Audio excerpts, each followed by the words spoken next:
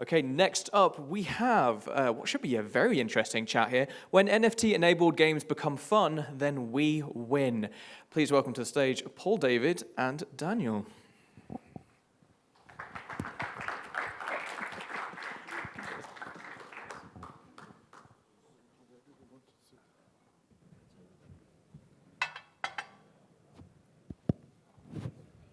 Hello, there we go.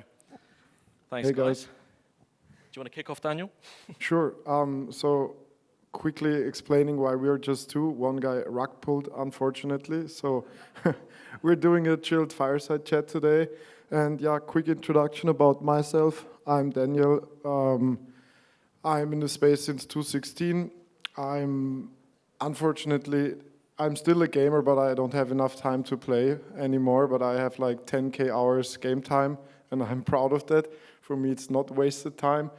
And I've played everything, like from Pokemon when I was younger to Call of Duty to Diablo. So it's what got me into crypto. It's what got me into NFTs. And now I'm building a centralized custodial NFT marketplace here in Europe, trying to onboard the masses. So it's not a product for NFT people, it's a product for people that are not in the space and want an easy and secure way in. Awesome. Hey guys, my name's Paul David. I unfortunately didn't get into this space because of gaming. I got involved in 2017. A friend of mine did an ICO and found that interesting and kind of went down a bit of a financial services rabbit hole. But as far as gaming's concerned, always been a gamer myself. Share your sentiment of not having enough time to play games nowadays, but that's kind of the curse of being a builder in a fast-moving market. Co-founder of a platform that's meant to help game creators build quicker, enable Web3-based value propositions into their games, chain-agnostic platforms, so we provide integration layers for various blockchain ecosystems to make easy to deploy and launch in those ecosystems. Daniel, should we just kick straight off into it? I think the first thing that we wanted to talk about is, should NFTs belong in gaming? Good question. 100%. I think it's the best use case for NFTs by far.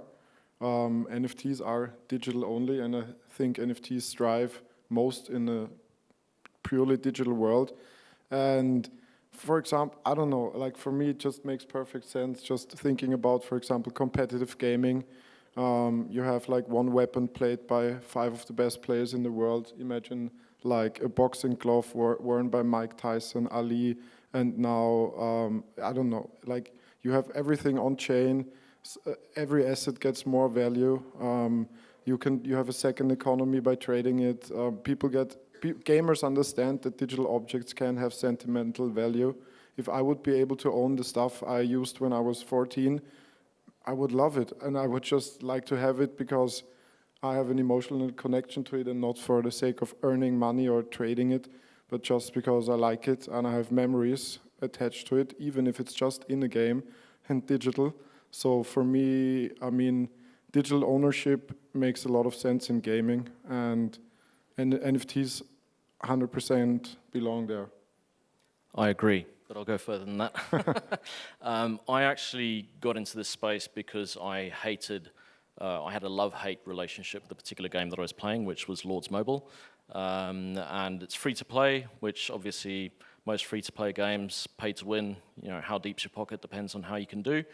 And simple things like the ability to sell an account once you've got tired of a game between users, you're having to go off-platform, trust-based transactions. So for me, the initial use case was actually blockchain technology, not specifically NFTs, but then obviously NFTs led to the next thing. And even in plenty of these Web2 games, we're seeing accounts being sold for ridiculous amounts of money. I mean, Lords Mobile, for example, King of Avalon, some accounts are going for $30,000, and there's literally people that broker these accounts between people, but you're still at the mercy of trust. And for me, you know, when I'm talking about $30,000 for a gaming account, I really want to make sure that when I transfer that money, I actually get what I'm paying for. So I think when it comes to the ability to transact between actual gamers, NFTs is like a prime use case, and the technology that's obviously underlying that is, you know, enables that in a seamless way. One additional comment, also renting, for example. Imagine you go on holiday and you rent your gear, and basically you earn money while being on holiday. Or you can borrow stuff to your friends, or if you're the guy that plays 7-8 hours a day and you have every armory 5 times, you just rent it out to friends, you can play with them. So I think the 24/7 ability to trade the assets is super cool. And also in theory, let's say a game dies but still has a big community, a new game can pick it up, say, use those NFTs in my game, you can connect and combine communities.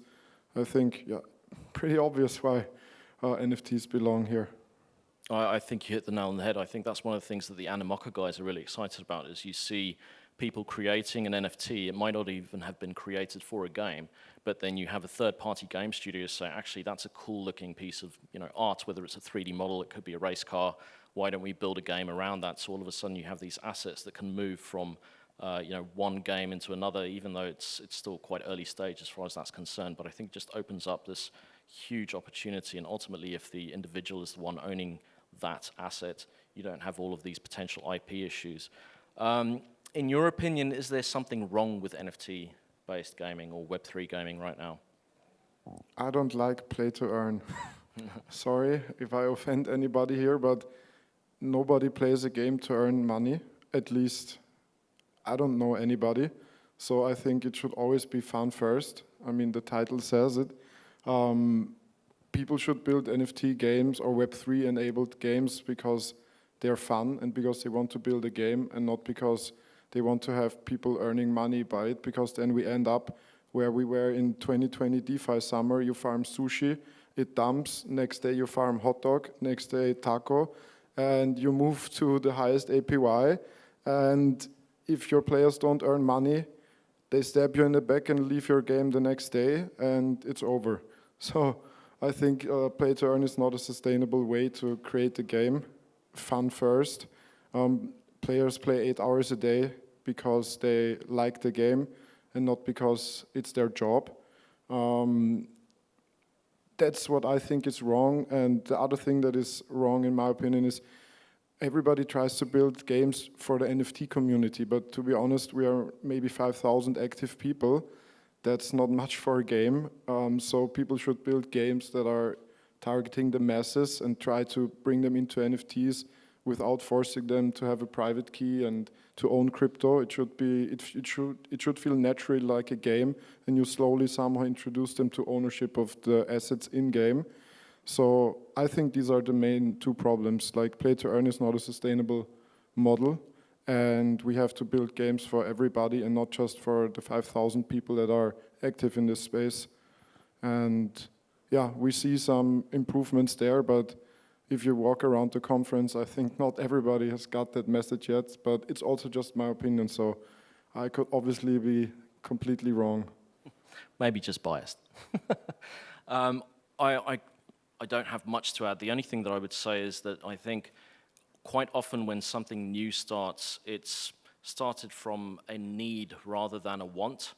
And I think if we look at what's been going on the last few years, with the lockdowns and people not being able to necessarily earn an income, lots of people needed to find an alternative source to earn an income, and that's obviously where play to earn had a place.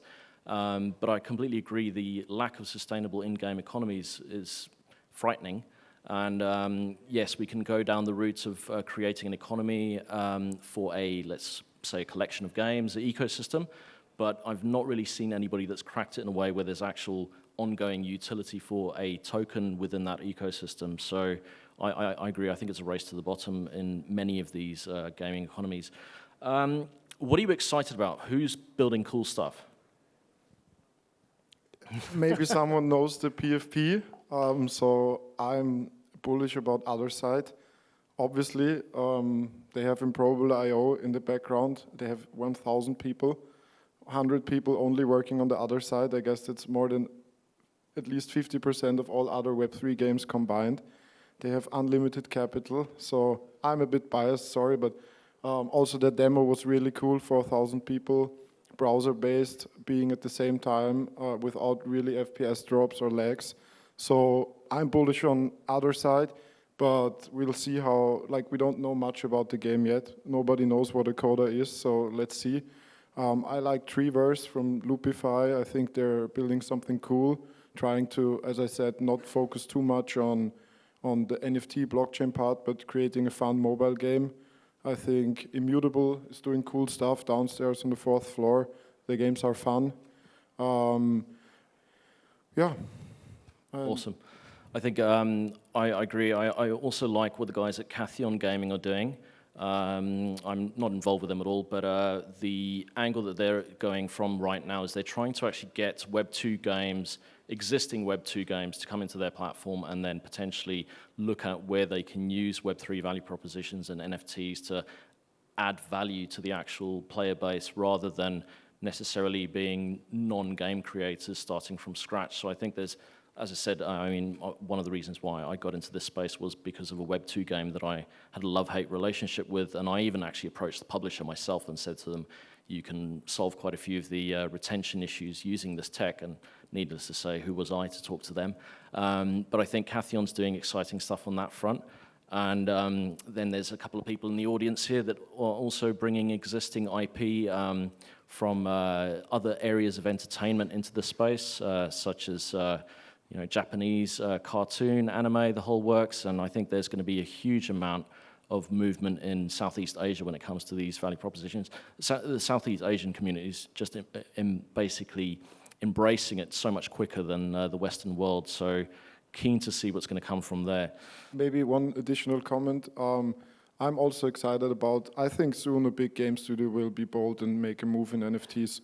It's like, it can't be just a matter of month, I hope, or think, because we have now today news about Instagram again, enabling NFT, becoming some sort of NFT marketplace. Not sure how it will look like, but all big brands are coming in the space. So sooner or later, a big game studio will at least give it a try, and it will be super successful. And I think that will shift, create really a shift in the gaming world, because now I have also the feeling that in the traditional gaming world, NFTs are not so popular. Unfortunately, I don't know why. If you ask a gamer, he can't really explain you, but it's just how it is. People make up opinions without doing a lot of research. So I think there's also a lot of educational work to be done from us towards the traditional gaming world.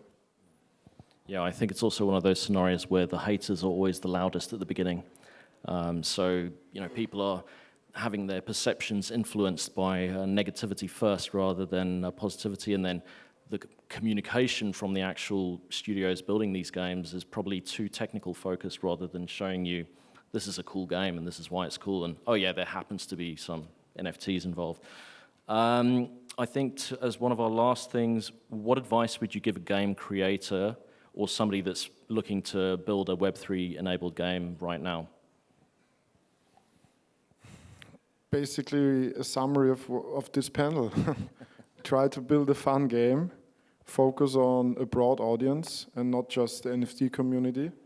And yeah, I think that's pretty much it. It sounds so simple. I know it's super. I don't know it because I've never tried to build a game, but it takes immense resources and it's super hard to build one. So I would also try to focus on one game and not try to build 5 games at the same time or build a metaverse right away, because nowadays everybody's building a metaverse and nobody really knows what it is. So I would say build one cool game and go from there. Awesome. Yeah, I reiterate that. I think the advice that I would give is if you don't already have a Web 2 game developer in your team or somebody that has built Web 2 games before, get them in as quickly as possible and ignore all of the NFT elements initially, build a game. Just build a cool game. It's not hard to, closer to the end, start integrating your value propositions or how NFTs and blockchains are actually going to make your game better. How's it going to add value to your actual player? But ultimately, if nobody wants to play your game, then you're dead in the water anyway. So get the right guys on your team, build a game first, and then worry about the rest thereafter. I think that's us. Yeah. Thanks, everybody.